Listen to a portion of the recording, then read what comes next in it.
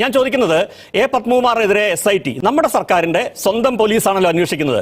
അവരെല്ലാം നിയോഗിച്ചതെങ്കിൽ പോലും അപ്പൊ അങ്ങനെ ഒരു പോലീസ് സംഘം ഇത്ര കൃത്യതയോടുകൂടി വിവരങ്ങൾ, ഇപ്പൊ ഇന്നലെ വന്ന റിമാൻഡ് റിപ്പോർട്ടിലെ വിവരങ്ങൾ കണ്ടില്ലേ? ഇദ്ദേഹമാണ് ഈ ആസൂത്രകൻ എന്ന മട്ടിലേക്കാണ് കാര്യങ്ങൾ പോകുന്നത്. എ പത്മകുമാർ ആര്? CPM-ന്റെ ഉന്നതനായ നേതാവ്, CPM പ്രധാനപ്പെട്ട പദവികളിലേക്ക് നിയോഗിച്ച ഒരാൾ. അപ്പൊ അങ്ങനെ ഒരാൾ ഇത് ചെയ്തിട്ടുണ്ട് എന്ന് CPM വിശ്വസിക്കുന്നുണ്ടോ? അത് ഇത് കേവലം ആക്ഷേപമാണോ? ആത്യന്തികമായി പാർട്ടിയുടെ സംസ്ഥാന ലീഡർഷിപ്പ്, സംസ്ഥാന CPM-നെ സംബന്ധിച്ച് സംസ്ഥാന സെക്രട്ടറി, കോൺഗ്രസിനെയും BJP-യെ സംബന്ധിച്ച് അവരുടെ സംസ്ഥാന പ്രസിഡന്റുമാർ തീരുമാനിക്കേണ്ടുന്ന കാര്യം ഇവിടെ ഇരുന്ന് ചർച്ചയിൽ പങ്കെടുത്തുകൊണ്ട് ആ പാർട്ടികളെ പ്രതിനിധീകരിച്ച് എത്തിച്ചേർന്നിരിക്കുന്നവർക്ക് പറയാൻ സാധിക്കുമെന്ന് അയ്യപ്പദാസിന് തോന്നുന്നു. നീ കിടന്നങ്ങനെ ഉരുളൊന്നും വേണ്ട. CPM സംസ്ഥാന കമ്മിറ്റി ഓഫീസിൽ സംസാരിച്ച് CPM സംസ്ഥാന കമ്മിറ്റി ഓഫീസിൽ നിയോഗിച്ച വ്യക്തി ചാനലുകൾക്ക് CPM-ന്റെ നിലപാട് അങ്ങനെയല്ലേ? നിങ്ങൾ സാധാരണഗതിയിൽ നമ്മുടെ ചോദ്യങ്ങൾ പലതും ചോദിക്കുമ്പോൾ ഞാൻ പാർട്ടി നിലപാടാണ് പറയാൻ വരാറെന്നല്ലേ നിങ്ങൾ പറയാറ്? പാർട്ടി നിലപാട് പറയൂ. അദ്ദേഹം കളങ്കിതനാണോ? അദ്ദേഹം കുറ്റക്കാരനാണെന്ന് തോന്നലുണ്ടോ? അദ്ദേഹത്തെ ഏതെങ്കിലും തരത്തിൽ മാറ്റി നിർത്തേണ്ട തരത്തിലുള്ള ആക്ഷേപങ്ങളാണോ? നിങ്ങൾ ഏൽപ്പിച്ച ആളുകൾ ഒന്നുകിൽ കള്ളന്മാരായിരുന്നു, അല്ലെങ്കിൽ അവർ കള്ളന്മാർക്ക് കഞ്ഞിവെച്ചവരായിരുന്നു. ആ ആളുകളുടെ കാര്യത്തിൽ ഈ നടപടിയോ ഈ കോടതിയുടെ നിരീക്ഷണത്തിൽ വന്ന വാക്കുകളോ SIT റിമാൻഡ് റിപ്പോർട്ടിലോ അല്ലെങ്കിൽ അവർ നിരന്തരമായി കണ്ടെത്തുന്ന വാക്കുകളോ ഒന്നും നിങ്ങൾക്ക് പോരാ അവരെ മാറ്റി നിർത്താൻ. എന്ന് വെച്ചാൽ നിങ്ങൾ അവരെ സംരക്ഷിക്കുകയാണെന്നാണ് അർത്ഥം. അങ്ങനെ പറയരുത്. പിന്നെങ്ങനെ പറയണം? ഈ കൊള്ള സംഘങ്ങളുടെ കയ്യിൽ നിന്നും രക്ഷിച്ചെടുത്ത് ഇടതുപക്ഷത്തിന്റെ കൈകളിലേക്ക് കേരളത്തിന്റെ ഭരണത്തെ കഴിഞ്ഞ 9.5 വർഷക്കാലമായി ജനങ്ങൾ ഏൽപ്പിച്ചതാണ്. അതിൽ നിങ്ങൾക്കൊരല്പം അസംതൃപ്തി ഉണ്ട് എന്ന് ഞങ്ങൾക്കറിയാം. ഞാൻ ചോദിച്ചതിന് മറുപടി കിട്ടിയില്ല. ആ അസംതൃപ്തിയാണ് ഈ ഇല്ലാ കഥകളുടെ കള്ളക്കഥകളുടെ രൂപത്തിൽ ഈ നാട്ടിലാകെ പ്രചരിപ്പിക്കുന്നതിന് വേണ്ടി ഗീബൽസ്യൻ തന്ത്രം പ്രചരിപ്പിച്ചുകൊണ്ടേയിരിക്കുന്നത്. വീഴ്ച വരുത്തിയ ഒരാളുകളെയും സംരക്ഷിക്കുന്ന നിലപാട് ഞങ്ങൾ എടുക്കില്ല. ഹൈക്കോടതിയുടെ സുരേഷ് കുമാർ, ഈ പാർട്ടികളൊക്കെ പൊതുവെ പലപ്പോഴും സസ്പെൻഡ് ചെയ്യുക, മാറ്റി നിർത്താനൊക്കെ പറയുമ്പോഴേ ഇത് നമുക്കറിയാലോ, ജനങ്ങൾക്ക് വേണ്ടി ജനങ്ങൾക്ക് എന്ത് വിചാരിക്കുന്നത് തോന്നിയിട്ടൊക്കെയാണ് പലപ്പോഴും ചെയ്യുക. അതൊക്കെ എല്ലാവരും അതെ, നിങ്ങൾ മാത്രമൊന്നല്ല, എല്ലാ പാർട്ടികളും അതൊക്കെ ചെയ്യും. അതെങ്കിലും ആരോട് ഇപ്പൊ നോക്കൂ, നിങ്ങൾ ഈ ഗീബൽസിയൻ തന്ത്രം കള്ളക്കഥ പറഞ്ഞു, ഇത് ട്രൂ സ്റ്റോറിയാണ്. കേരളം ഉള്ളിടത്തോളം കാലം നിങ്ങളുടെ കാലത്തെ ദേവസ്വം ബോർഡിന്റെ തലയിൽ നിന്ന് മാറാത്ത കളങ്കമാണിത്. ശബരിമല കട്ടു എന്നത്, കൊള്ള നടത്തിയെന്നത്, ഇത് ട്രൂ സ്റ്റോറിയാണ്. ഇവൻ ശരിയല്ല, അവനല്ല ശരിയല്ലാത്തത്. നിങ്ങൾ എന്തിനാണ് മറ്റ് കാര്യങ്ങളെ ആശ്രയിക്കുന്നത്?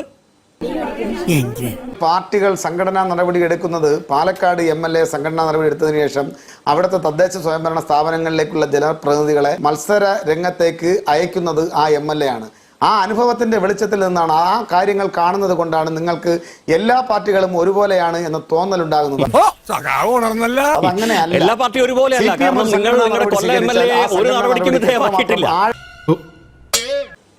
ഞാനൊന്ന് പറഞ്ഞോട്ടെ എന്താണെന്ന് പറ.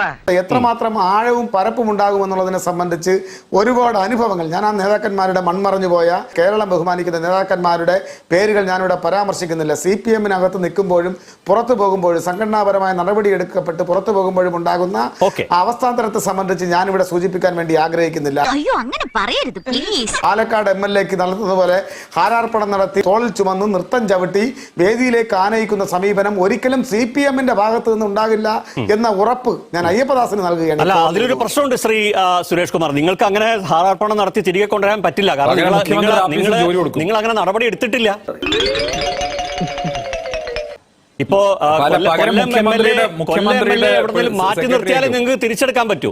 ഇവര് മാറ്റി നിർത്തിയോണ്ടാണ് ഈ തിരിച്ചെടുക്കുന്നുള്ള ആശങ്കയും ആക്ഷേപവും നിങ്ങൾക്ക് ഉന്നയിക്കാൻ പറ്റുന്നത്.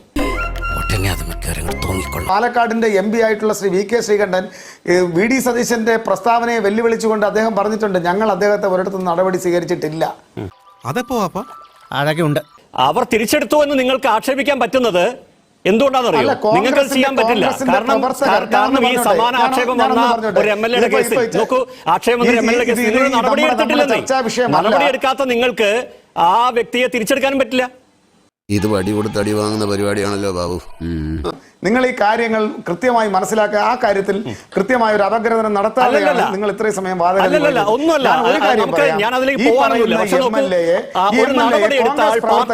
ഉണ്ടോന്നുള്ളതാണ് ചോദ്യം. നോക്കൂ, KPCയുടെ ഔദ്യോഗിക കമ്മിറ്റിയിൽ വന്നു എന്നല്ലോ താങ്കളുടെ ആക്ഷേപം. UDF വേദിയിൽ വന്നു എന്നാണ്. അപ്പൊ അങ്ങനെയാണെങ്കിൽ ഈ ആക്ഷേപം നേരിട്ട ആൾ ഇടതുപക്ഷത്തിന്റെ വേദി വരുന്ന തന്നെ പാടില്ലല്ലോ. നിങ്ങളത് വിലക്കിയിട്ടുണ്ടോ? തന്റെ ഫോണിൽ സംസാരിച്ച ഒരു പെൺകുട്ടിയോട് തന്നെ കൊല്ലാൻ എനിക്ക് എത്ര സമയം വേണമെന്ന് ചോദിച്ച MLA-യെ ഈ പറയുന്ന കോൺഗ്രസ് പ്രവർത്തകർ ചുമലിലേറ്റി നൃത്തം കളിക്കുന്ന രംഗം കേരളത്തിലെ മിക്കവാറും എല്ലാ മാധ്യമങ്ങളും സംപ്രേഷണം ചെയ്തതാണ്. അതിനൊന്നും ഇല്ലേ?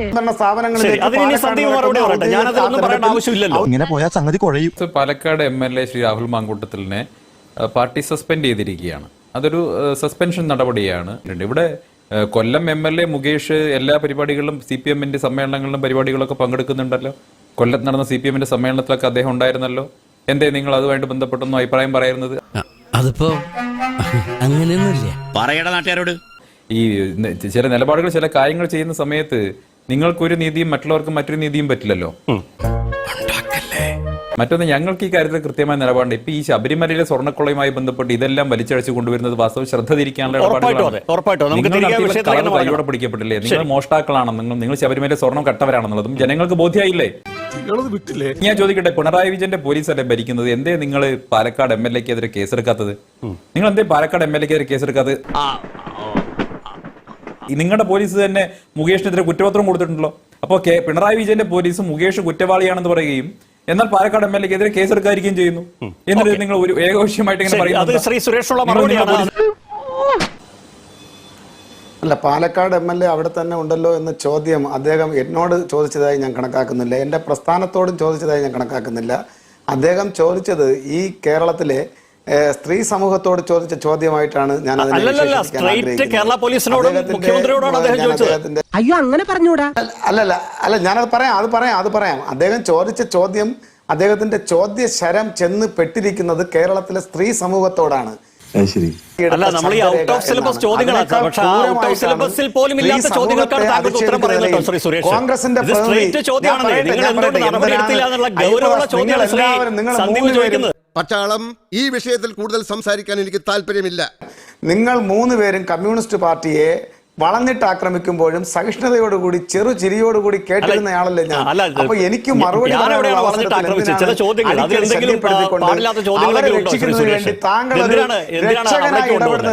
ഒരു മര്യാദ വേണം. വീണ്ടും അതേ കാര്യങ്ങൾ പറഞ്ഞപ്പോൾ താങ്കൾ കേട്ട പോലെ ഞാൻ കേട്ട പോലെ നമ്മുടെ പ്രേക്ഷകർ കേട്ടിട്ടുണ്ട്. എന്താണ് ശ്രീ സന്ദീപിന്റെ ചോദ്യം? ഞാനൊന്ന് പറഞ്ഞോട്ടെ. സർക്കാർ പോലീസ് നടപടി എടുക്കും അല്ലെങ്കിൽ എടുത്തില്ല, ഇതല്ലേ അതിന്റെ ഉത്തരം? അതിന് പകരം കൊണ്ടുപോവാണ്. ഇങ്ങനെ എന്തെങ്കിലുമൊക്കെ പറയുമ്പോഴേ എന്റെ മനസ്സിനൊരു സന്തോഷം ഉണ്ടാവുള്ളൂ. ഞാൻ എന്റെ സന്തോഷം നോക്കിയാ പോരെ. അല്ലല്ല, അത് അന്വേഷണത്തിൽ ഇരിക്കുന്ന ഒരു വിഷയമാണ്. അത് അന്വേഷണത്തിന്റെ പരിഗണനയിൽ ഇരിക്കുന്ന ഒരു വിഷയമാണ്. അദ്ദേഹം ഇങ്ങനെയാണെങ്കിൽ ഞാൻ കളിക്കല്ല, ഞാൻ നേരെ ചിറാപുഞ്ചിയിൽ പോയി മണം വിൽക്കാൻ പോണു. അല്ല, ആർട്ടിഫിഷ്യൽ ഇന്റലിജൻസ് വഴി വ്യാജമായി ഈ ശബ്ദരേഖ നിർമ്മിച്ചതാണെന്ന് പറഞ്ഞത് ഐക്യജനാധിപത്യ മുന്നണിയുടെ കൺവീനറായിട്ടുള്ള ശ്രീ അടൂർ പ്രകാശാണ്. അതിനോട് അയ്യപ്പദാസ് ഒരു പൗരൻ എന്നുള്ള നിലയിൽ യോജിക്കുന്നു. എന്ത് ചോദ്യത്തിന് എന്ത് പ്രസക്തി എന്നേ ഏതോ നേതാവ് എന്ത് പറഞ്ഞൊന്നും ഇവിടെ പ്രസക്തമേ അല്ല. ഞാൻ താങ്കളുടെ മുന്നിലേക്ക് വെക്കുന്നത് ഇതിലൊരു ക്രക്സ് ഉണ്ട്. ഈ ചോദ്യത്തിലൊരു ക്രക്സ് ഉണ്ട്. ആ ക്രക്സ് എന്താണ്? ഈ കോൺഗ്രസ് പ്രതിനിധി ചോദിക്കുകയാണ് നിങ്ങളുടെ പോലീസ് എന്താ ചെയ്തതെന്ന്. അതിനല്ലേ മറുപടി? നിങ്ങൾ കേൾക്കാത്തല്ലത്. പക്ഷെ താങ്കൾക്ക് സേഫായിട്ട് ഈ പോസ്റ്റിൽ കളിക്കുന്നതാണ് സൗകര്യം. ഇതൊരു നടക്ക് പോണ മാതിരില്ല. അതവിടെ നിൽക്കട്ടെ. രണ്ടാമത്തെ കാര്യം, BJP-യുടെ പ്രതിനിധി ഒരുപാട് വാചാലനായി ഇവിടെ കുറെ കാര്യങ്ങൾ അപ്പോഴും സന്ദീപ് താങ്കൾ മറുപടി കൊടുത്തില്ല. ഞാൻ ഓർമ്മിപ്പിക്കുകയാണ്. അല്ലല്ല, വിട്ടുപോകുമെന്നുള്ളത് കൊണ്ടാണ്. ഞാനൊന്ന് പറഞ്ഞോട്ടെ. കണ്ണൂർ ഏതാനും നാളുകൾക്ക് മുമ്പ് നടന്നൊരു സംഭവത്തെ ഒരു കൗൺസിലർ മാല പൊട്ടിച്ചോണ്ട് ഓടിയ, അത് പറയാൻ പൂർത്തീകരിക്കാൻ അനുവദിക്കണം, ഓടിയ സംഭവത്തെ സംബന്ധിച്ച് പറഞ്ഞു അയാൾക്ക് അടി കൊടുത്ത് പോലീസിൽ ഏൽപ്പിച്ചത് CPM-ന്റെ പ്രവർത്തകരാണ്. ഇതൊക്കെ ഞങ്ങളോട് പറഞ്ഞു എന്തിനാണ്? ഇന്ന് മംഗലപുരത്ത് ഒരു സംഭവം നടന്നിട്ടുണ്ട്. BJP-യുടെ പ്രതിനിധി അറിഞ്ഞിട്ടുണ്ടോ? BJP സ്ഥാനാർത്ഥിക്കൊപ്പം വോട്ട് ചോദിക്കാൻ പോയ BJP നേതാവ് ഒരു പാവം വീട്ടമ്മയെ കടന്നു പിടിച്ചു. അറിയാമോ? അയാൾ മാരാർജി ഭവനിൽ ഒളിച്ചിരിപ്പുണ്ട്. അയാൾ ഒന്ന് പിടിച്ചു കൊടുത്ത് പോലീസിനെ സഹായിക്കാൻ വേണ്ട ഇടപെടൽ നടത്താൻ BJP പ്രതിനിധി ഒന്ന് സഹകരിച്ചാൽ നന്നായിരിക്കും. ശ്രീ സുരേഷ്, ഒരു മിനിറ്റ് സുരേഷ്, ഒരു മിനിറ്റ്. ഞാൻ തിരുവനന്തപുരത്തുണ്ട്.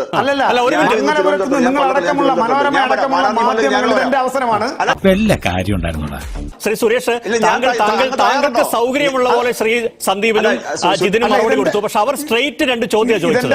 ഈ രാജീവ് ചന്ദ്രശേഖരനെ നടപടി എടുക്കണമെങ്കിൽ കേരള പോലീസ് എന്ത് ചെയ്യുന്ന ചോദിച്ചത്. അതുപോലെയാണ് ഈ പാലക്കാട് MLA-യുടെ കാര്യത്തിൽ താങ്കൾ സൗകര്യപൂർവ്വം ഇന്ന് ഒഴിഞ്ഞു മാറിയിട്ട് താങ്കൾ രാഷ്ട്രീയം പറയാണ്. സ്വാമിയുടെ ഈ വക ബുദ്ധി ഒന്നും ഇവിടെ ചെലവാവില്ല.